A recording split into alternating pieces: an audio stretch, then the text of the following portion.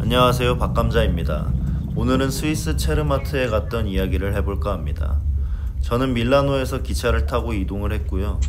보통 이렇게 가거나 스위스에서 직항으로 취리히로 들어오셔서 가시거나 파리에서 출발하시거나 이렇게들 많이 선택하시는 것 같습니다. 저는 스위스에서 총 4박을 했는데 밀라노랑 제일 가까운 체르마트를 가장 먼저 경유하는 걸로 선택했습니다.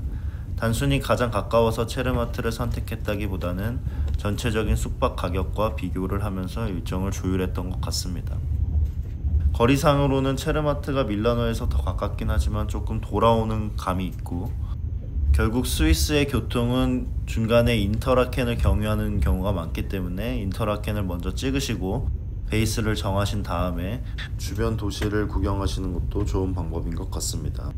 어쨌든 체르마트가 사실 거리상으로는 산에 둘러싸인 남쪽의 작은 시골 마을인데요. 그러다 보니 들어갈 때도 그렇고 나올 때도 시간이 꽤 걸리는 것 같습니다. 그래서 저도 아예 일정에서 빼버릴까 고민을 했었는데요. 개인적으로 이번 스위스가 처음이기도 하고 해서 다양한 테마를 경험해보자라는 생각으로 일정에 넣었습니다. 밀라노에서 체르마트는 기차로 한 번 환승해서 4시간 정도 걸리고요. 이게 중간에 연결되는 기차편이 간격이 긴 경우도 있기 때문에 구글맵으로 보시는 분들은 미리 확인을 하시는 게 좋을 것 같습니다. 인터라켄은 2번 환승에 3시간 정도니 어떻게 보면 체르마트가 시간이 더 걸리기는 합니다. 저희는 스위스 패스를 끊어서 이동을 했는데 저희처럼 이탈리아에서 출발하시는 경우는 이탈리아 국경까지만 기차표를 끊으시면 되고요. 그 이후부터는 스위스이기 때문에 스위스 패스를 보여주시면 됩니다. 그리고 특이했던 게 스위스는 서남부 몽트레 쪽을 제외하고는 독일계가 많아서 그런지 기차표 검수가 되게 철저했습니다. 한 번을 그냥 지나친 적이 없었기 때문에 QR코드를 잘 준비하시는 게 좋을 것 같고요. 그럼 체르마트에 대한 이야기를 조금 해보면 결국은 요 마테오른을 보러 가는 겁니다. 이 마테오른은 잘 아시겠지만 토블론사의 초콜릿 모양으로 유명하기도 하고요. 그래서 사실 날씨에 따라서는 마테오론을 제대로 못 보게 되는 경우들도 많기 때문에 날씨가 중요하기는 합니다. 그런데 이게 또 날씨가 시간마다 바뀌는 특성이 있어서 날씨에 100% 의존할 수는 없고 또 그렇습니다. 그래서 실시간으로 웹캠으로 확인할 수 있는 별도의 사이트를 스위스 관광청에서 이렇게 운영을 하고 있고요. 어차피 미리 보는 건 큰 의미가 없기 때문에 웹캠은 보통 그날 일정을 점검할 때 실시간으로 보시게 되는 경우가 많을 겁니다. 당일에 산악열차표를 티켓팅할 때 영무원이 보여주기도 합니다. 자, 이렇게 체르마트에 도착을 하게 되었고요. 짐을 맡길 수 있는 코인 락커는 나가셔서 입구 쪽에서 오른쪽으로 도시면 바로 지하에 코인 락커가 위치해 있습니다.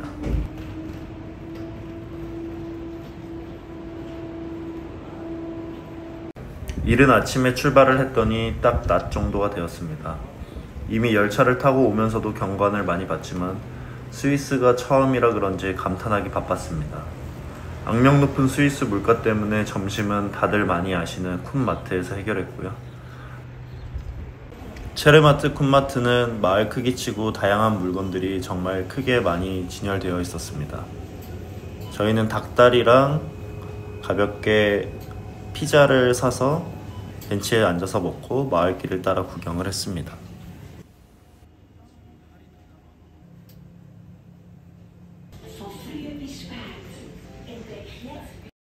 체르마트는 역에서 나와서 이 길로 쭉 걸으면 될 정도로 그렇게 크지 않은 마을이고요.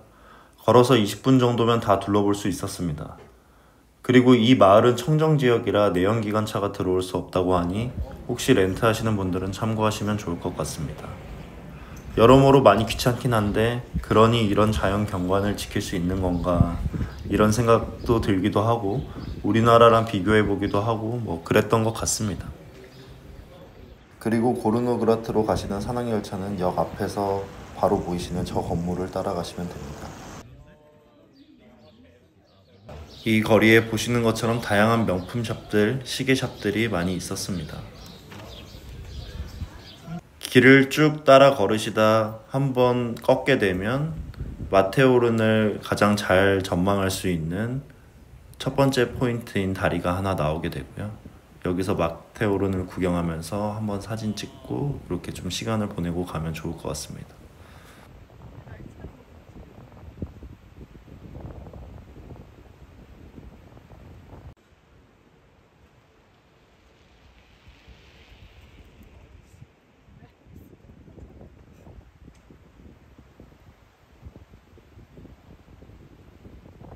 그 다음으로는 마테오른을 가까이서 직접 보기 위해 여기서 산악열차를 타고 고르노그라트로 올라가시게 될 건데요. 스위스 패스가 있어도 여기는 산악열차 비용을 별도로 지불해야 됩니다. 금액은 50% 할인 적용 시에 50프랑 전후였던 것 같은데, 재밌는 건 체르마트 들어오는 열차에서 검수원이 팔기도 합니다. 저희는 그렇게 구매를 했고요. 저희는 사실 숙소 자체도 고르노그라트에 있어서 캐리어를 끌고 올라갔는데요. 참고로 고르노그라트는 해발 3100m 상공에 위치하고 있으니 조금 오랜 기간 머무실 예정이라면 고산병 약을 챙겨가시는 걸 추천드립니다.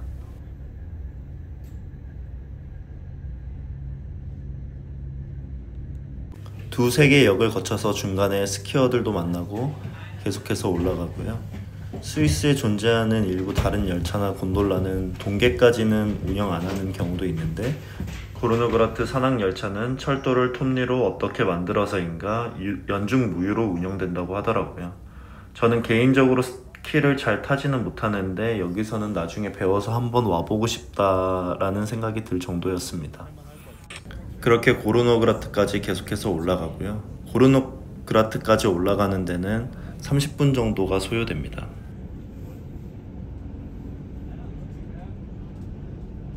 잠시 풍경 좀 감상하고 가시겠습니다.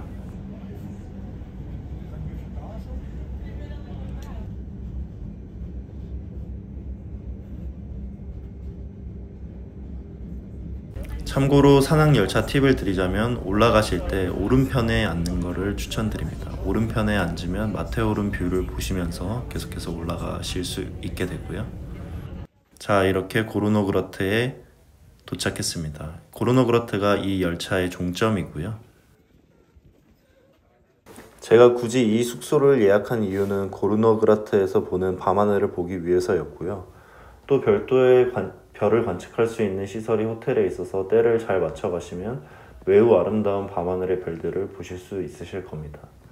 또 체르마트는 마을이 작고 이제 뜨고 있는 관광지다 보니 호텔 수요가 많아서 그런지 가장 낮은 금액의 호텔이 30만 원대부터 시작하고요. 묵기 적당한 호텔은 50만 원이 넘어가는 경우도 많습니다.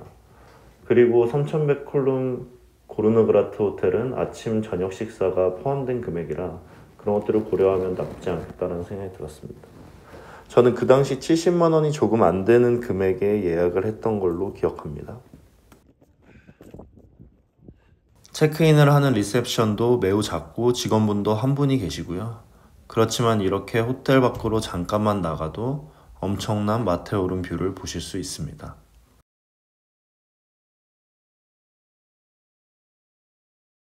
호텔의 방들은 어떤 봉우리를 객실 뷰로 가지고 있느냐에 따라 이름이 정해지고요. 저희는 마테오른 뷰는 아니었습니다. 객실은 정말 조그맣고 딱 있을 것들만 있는 객실이고요.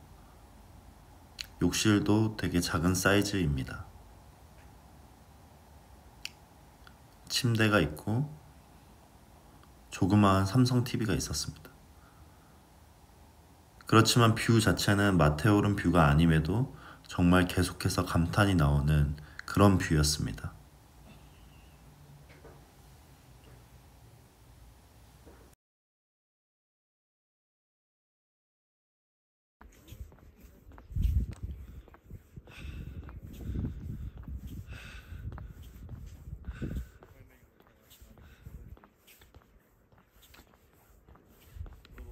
제가 괜히 숨을 이렇게 쉬는 게 아니라 3100m의 정말 높은 고지대다 보니 진짜 숨이 차는 경우가 상당히 많았습니다.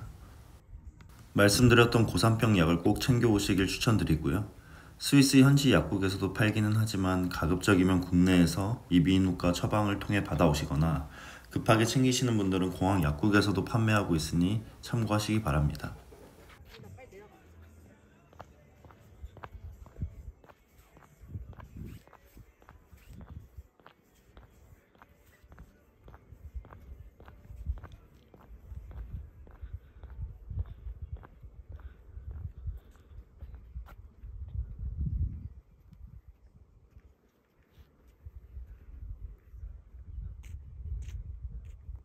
이쪽은 한 정거장 밑에 있는 로텐보덴에 있는 곳인데요. 이쪽도 사진 찍는 스팟으로 꽤 괜찮았습니다. 여름에는 이쪽도 산책로로 활용되는데 겨울에는 상당히 어려워 보입니다. 조난 위험이 있어 보여서 많이 내려가지는 못했습니다.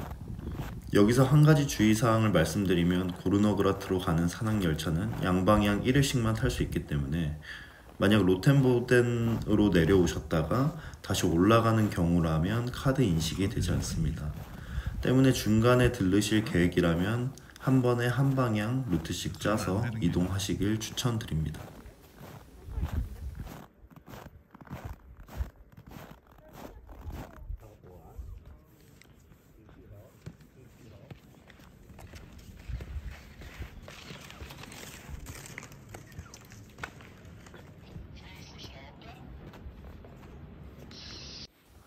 저희는 이쪽에서 사진을 꽤 많이 찍었는데요. 겨울에 오신다면 로텐보덴에서 찍는 마테오른 뷰도 꽤 괜찮으니 참고되시기 바랍니다.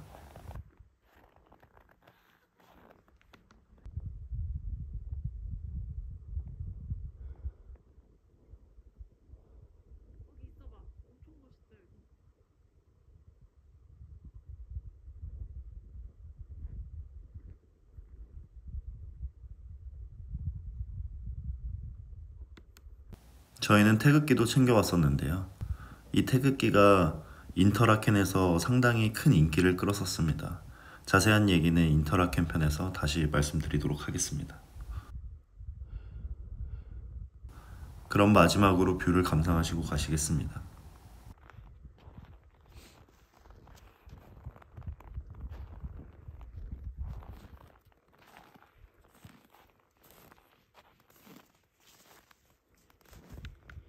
보이는 망원경을 통해서 마테오른을 포함한 여러 봉우리들의 높이와 위치를 볼 수 있습니다. 엉덩이는 왜 저렇게 빼고 있는지 잘 모르겠네요. 다음은 호텔 레스토랑입니다. 여기서 석식과 그 다음날 조식까지 드실 수 있습니다. 전체적으로 따뜻한 분위기에 마테오른 뷰를 함께 감상하실 수 있고요. 식사는 전체적으로 이렇습니다. 그날따라 너무 피곤해서 메인 요리는 찍지 못했는데 전체적으로 꽤 맛있고 나름 만족스러운 식사였습니다. 그리고 그날 날씨가 많이 흐리고 안개가 꼈지만 밤에 혹시나 별을 볼 수 있을까 해서 중간중간 잠에서 깨서 호텔 뒷산으로 향했는데요. 아무런 불빛도 없고 꽤 무섭고 그리고 해발 고도가 높아서 숨도 차다 보니 많이 돌아다니지는 못했습니다. 아쉽게도 새벽 일출 시간까지 안개가 많이 껴있어서 황금 마테오르는 보지 못했고요. 저와 같은 목적을 가지고 계신 분들이라면 이런 부분들도 한번 좀 고려해 보시면 좋을 것 같습니다. 다음날 아침에 조식당에서 바라보고 있는 뷰이고요. 식당에 준비된 음식들은 딱 있을 것들만 있는 그런 느낌이었습니다. 많은 종류가 있진 않았지만 간단하게 커피와 샐러드, 그리고 요거트, 베이컨, 계란 등등을 드시고 가시기에 부족함 없는 식당이라고 생각합니다. 아쉽게도 저희가 체크아웃 할 때까지 계속해서 안개가 껴있어서 다시 마테오른을 보기는 좀 어려웠고요. 전날 정말 원 없이 사진을 많이 찍어놔서 그나마 다행이라고 생각했습니다. 조금 아쉬운 대로 밤에 찍은 사진 중에 좀 잘 나온 사진을 올려봤고요. 다음은 마지막으로 제가 타임랩스로 찍은 마테오른과 주변 봉우리 영상을 보여드리면서 영상 마무리하도록 하겠습니다. 긴 영상 시청해주셔서 감사드리고 좋아요, 구독 눌러주시면 아주 정말 많이 감사드리겠습니다. 감사합니다.